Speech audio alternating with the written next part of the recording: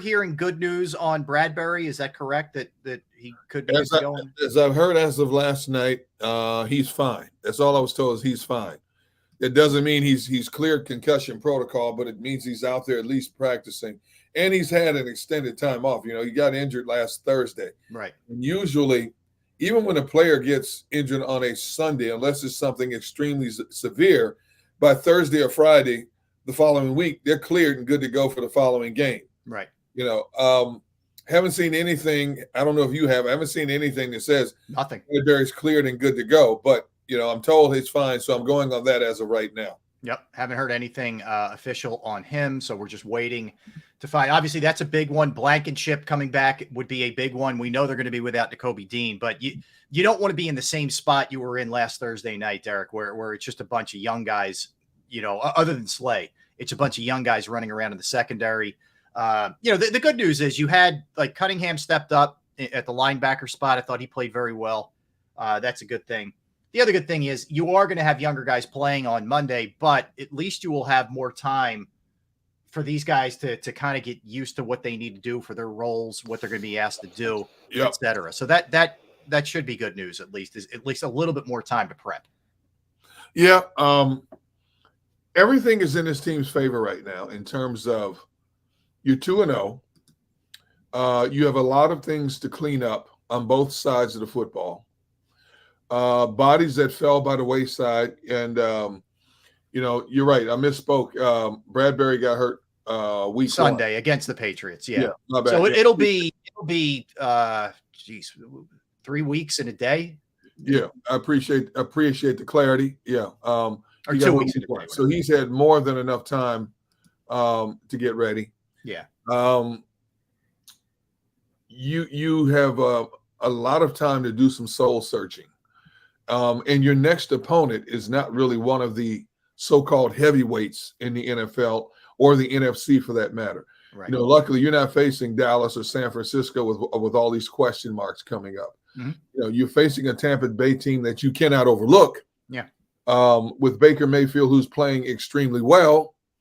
But until further notice, Tampa Bay is not considered a juggernaut by any stretch of the imagination. So everything is stacking up in the Eagles' favor to go down to Tampa and answer a lot of questions in front of a national audience.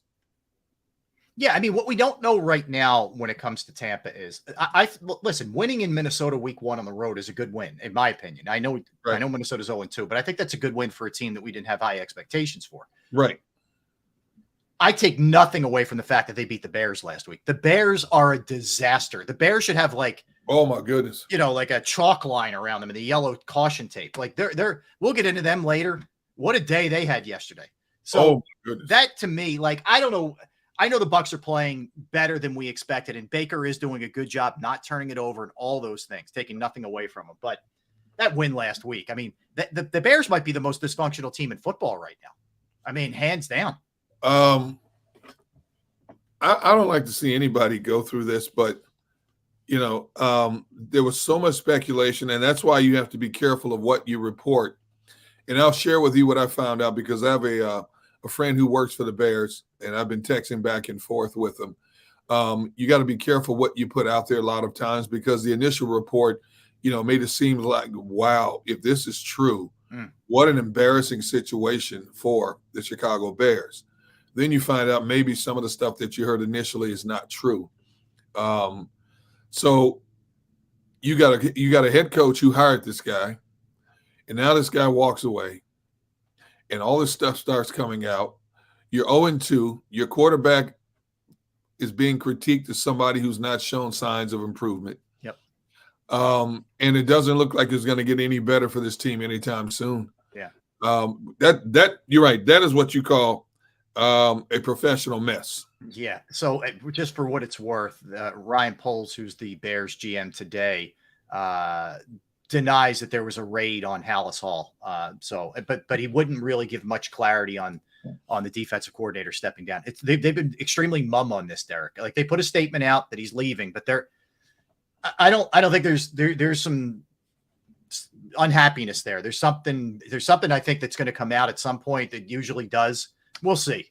we'll see what happens. But nonetheless, they had a day yesterday. We'll get into some of the other stuff that Justin Fields had to say and then walk back. And, again, it makes you, as much as A.J. Brown had a little dust up on the sidelines, the Eagles don't have any of this kind of nonsense. No, and hopefully what the brain trust is putting out there is true. Because, Rob, as we know, if there's something more, there's enough people that would, whether it's locally in Chicago or nationally, right? Everybody has a source somewhere. And if it comes out, you're talking about a state of embarrassment. If it comes out, it's otherwise. If it's something other than what the Bears organization is saying, man, and you still got to navigate an entire season. Yeah. Enjoy. Yeah. Good luck with that. That's for sure. It's going to be a mess there, but yeah. So we're inching closer to this Eagles game. And the Monday night it's good for the team, bad for the fans, because you want your team to play on Sunday. The less you have to wait, the better. We all know that, but yeah, I mean, getting some of those guys back is going to be huge.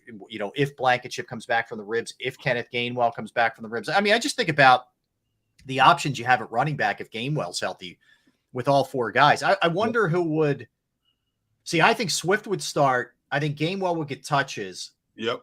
I think Penny would be the odd man out. So I was going to say, who's the inactive one? Penny again, probably. Yeah, I think Penny would be the odd man out because – we also remember Boston Scott's in concussion protocol also. That's right. He left the game.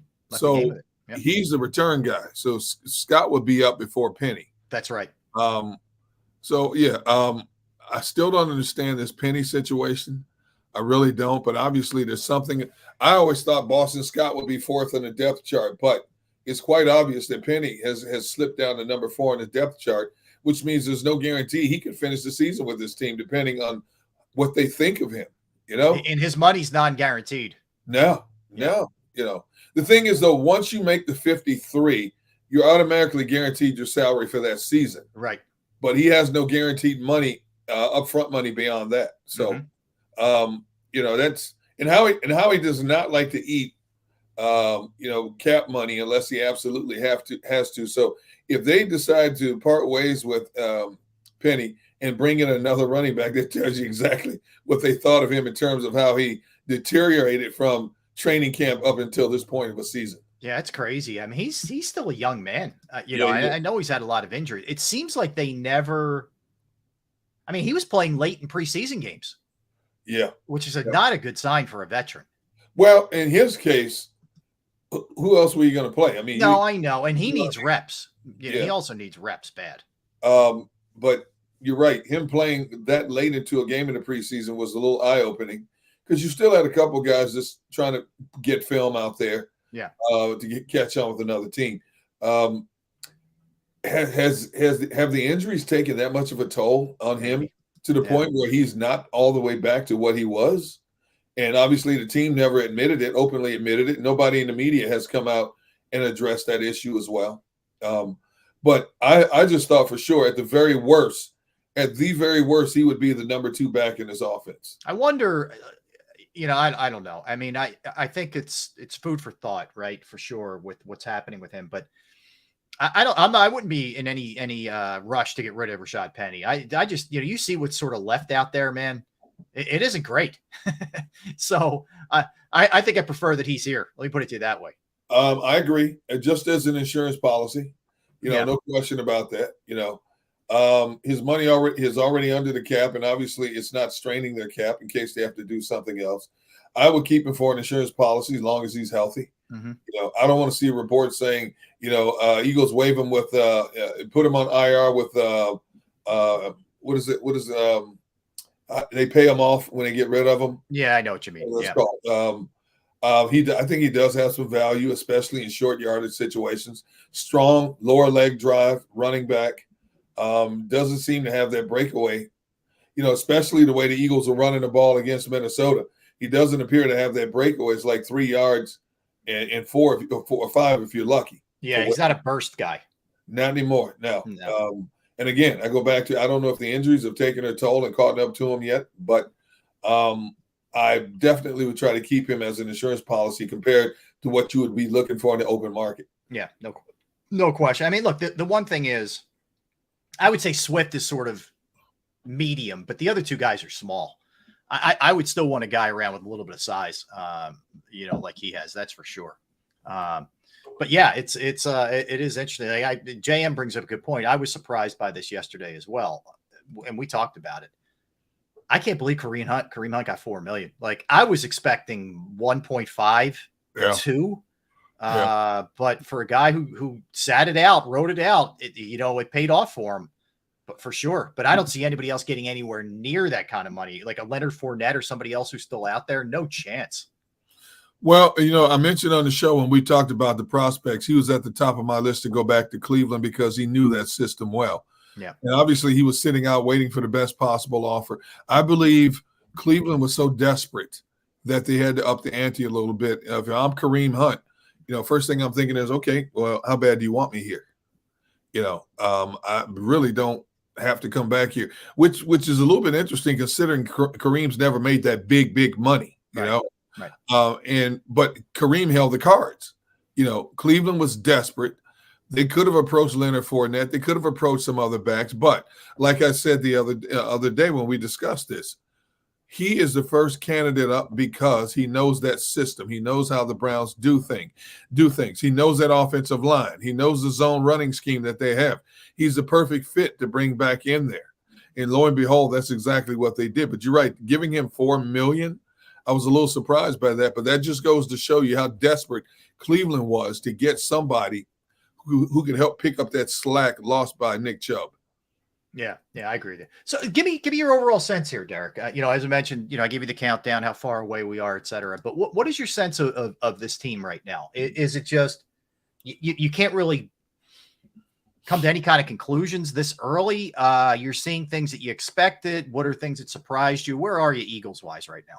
Defensively, they're playing as expected. When you have a plethora of new coaches and new young talent to integrate, as well as new veteran talent, you don't hit the ground running because you don't get enough great game reps together as a collective started unit to form some type of cohesiveness. I'm a little surprised. I say surprised, but not concerned about the Eagles' offense. We talked about this going into the season. Coordinators have had all this time to sit back and dissect this Eagles offense to see what they could take away, how they could gamble and try to attack. And we've seen it twice now in a span of 4 days. And so I'm basing it on what AJ said. We're seeing looks that we didn't expect. And when the ball is snapped, what we think is not. So now they know they're going to see a little bit more of that. So during this time off, this extended time off, if I'm Sirianni and Brian Johnson, I'm talking to my receivers. All right, if you see this and all of a sudden it drops into this, then you break off your route this way or that way. Right. Or you do this, you and your quarterback should be able to make eye contact and realize that you've altered your pattern. From a running perspective, if they give you this front and all of a sudden they drop out, this is what you do to counter that. These are things that happen in a fraction of a second, but those are everyday common occurrences for an offense adjusting on the fly at the snap of a ball. You have to be in sync, so they got a wake-up call the first 2 games in terms of how teams are trying to attack them. Now they've had a chance to digest and study. Now, Todd Bowles likes to do things a little bit different. He loves that Tampa 2 defense, with the 2 high safeties. He's not going to come out of that much. But the games that they play underneath, it may take the Eagles a series or 2 to figure it out. Mm-hmm. But they better figure it out sooner rather than later. And don't allow Tampa Bay to hang around at the end, especially in their ballpark. Yeah, that's where I'm like, to me, the 11 days is the key to this thing. I think there's like the first game of the year, it's a feeling out process. You don't have much preseason. It's Bill Belichick, understandable. What's up, Fitness Rebel? All those kind of things are understandable. Week 2, it's a 4-day turnaround. You're back on the field right away. You're banged up. There's a lot going on with that for both teams. I can put all that aside. What I can't put aside is if the passing offense looks the same way this week. That to me is a worrisome sign. It's not panic, but it's getting really close to being majorly concerned because it'll tell me the coaches can't figure out how to adjust. The quarterback really is in his own head a little bit here. And there'll be a plethora of other things, including the offensive line pass blocking, which we'll get into in a little bit, and all those things. But if it looks this way again, with this much time where it's almost like a mini bye, that's a bad sign for this team. If the passing game looks anything near like it did the first two games, then I will go from surprise to now concerned. If this was a short week type game in the third game of the season, okay, you're saying, okay, you didn't have a lot of time to turn it around. You're dealing with this, you're dealing with that, injury, so on and so forth. But now you've had that extended breather to catch your breath, to regroup, to reanalyze how your first 15 scripted plays, whatever the case may be. The passing game cannot look anything like what it did the first two games. Yeah. Now, I'll give Brian Johnson credit. They adjusted on the fly and they pounded it down Minnesota's throat once Minnesota decided they weren't coming out of that shell that they were playing, dropping 7-8 guys into coverage. And the Eagles just chewed them up in the run game. That could happen again Monday night. They may have to pound it down Tampa Bay's throat to keep Tampa's offense off the field and to wear Tampa Bay's defense down. So we got to see how the game flows. If Tampa Bay is flooding the zones with more people back in coverage, then we have to give them a little bit of leeway again, because they did what they needed to do to win a game. If they come out of this game 3-0 and it's more running again compared to passing, then it's not really a fair assessment, is it, of what the passing game should be? Right. No, I'm with you in the sense that, look, you got in game, you got to do what you got to do. And they did it last week. They adjusted. We saw them do a bunch of times. The myth is they didn't do this last year. They absolutely did it last year. They did it in a bunch of games where they ran the ball. They milk clock, the Phoenix or the Arizona game, the Houston game, the Indianapolis game, all those games, the run game took over. So I'm okay with that, but I want to see them be able to take shots and keep the defense honest. Like, my guess is Tampa loads the box in this game.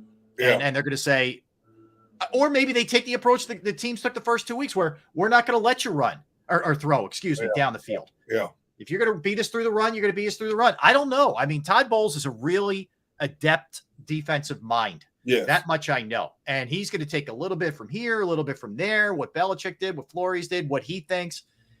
And it's going to be interesting to see the way they attack and what they try and take away early, because the Eagles did. 270, what was it? 257 yards or whatever. You can't sneeze at. It's a lot of yards.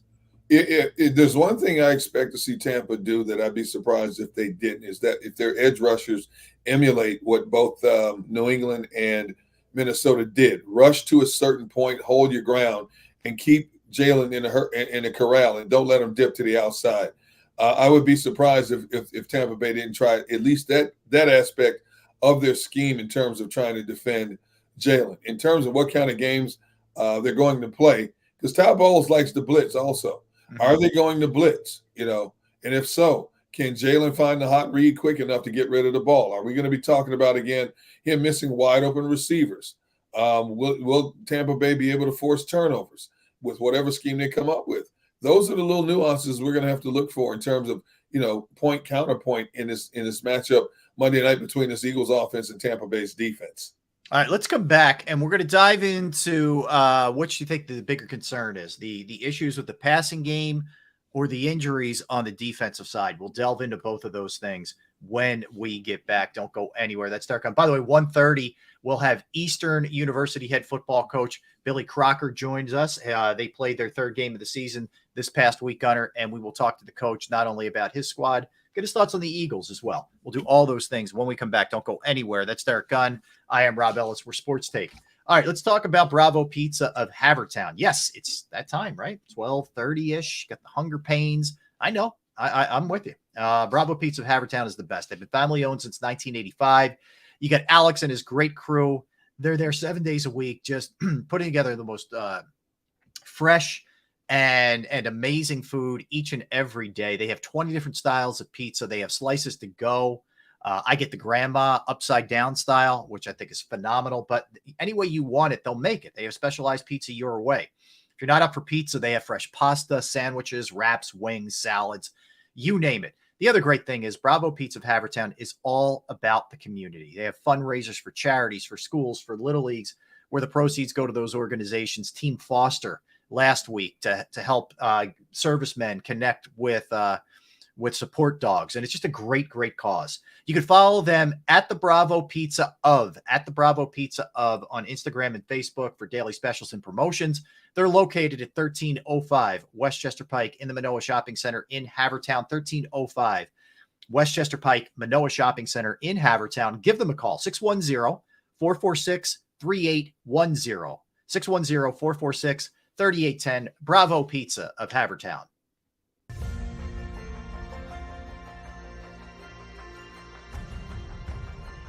I remember getting my heart broken when they lost the Super Bowl in 2004. We're big Eagles fans. We moved to South Philly because of the Eagles. When they won, we went straight to Broad Street, and everybody was going nuts over there, and it was just a memory that you'll never forget.